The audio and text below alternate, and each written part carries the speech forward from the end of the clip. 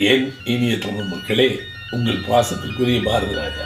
நீங்கள் என் மீது எவ்வளவு பாசம் வைத்திருக்கிறீர்கள். இந்த மண்ணோடும் நொடியோடும் இந்த மக்களோடும் நான் சார்ந்து வாழ்ந்ததைத்தான் திரைப்படங்கள் வாயிலாக சொல்லியிருக்கிறேன். ஊடகமாக அழகாக சொல்லுவேன்.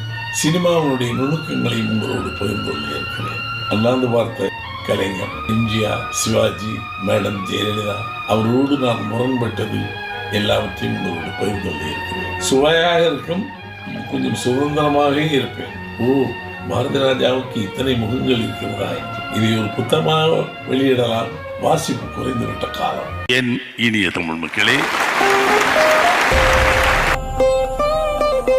உங்கள் பாசத்திற்குரிய பாரதி ராஜா மீண்டும் மண்வாசனையோடு வருகிறேன். I feel shy myself.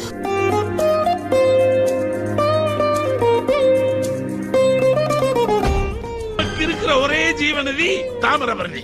அதை காப்பாற்று.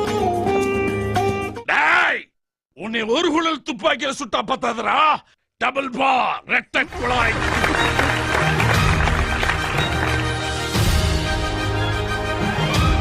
எங்கள் மக்களே, செண்பக மலர்களையும் செவ்வந்தி பூக்களையும் உங்கள் வாசல்களிலே பொழிந்து வாசம் பரப்பிய இந்த பாரதி ராஜா இப்போது நம் கிராமத்து மண்ணெடுத்து பொட்டு வைத்துக் கொண்டு புறப்பட்டு வருகிறேன்.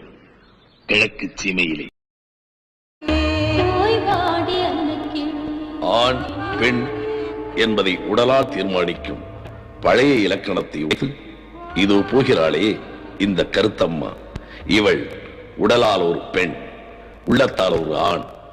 நாளை உதயமாகவிருக்கும் பெண் விடுதலையின் புதிய சகாப்தத்திற்கு இந்த கருத்தம்மா முதல் வித்து.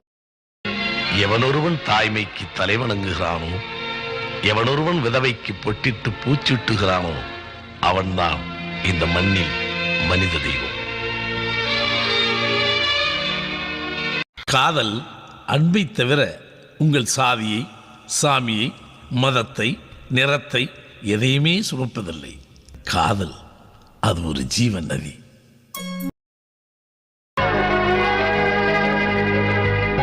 மறப்பது, மன்னிப்பது, மனிதநேயம் வளர்ப்பது ஒரு மனிதனை முழுமையாக்குகிறது.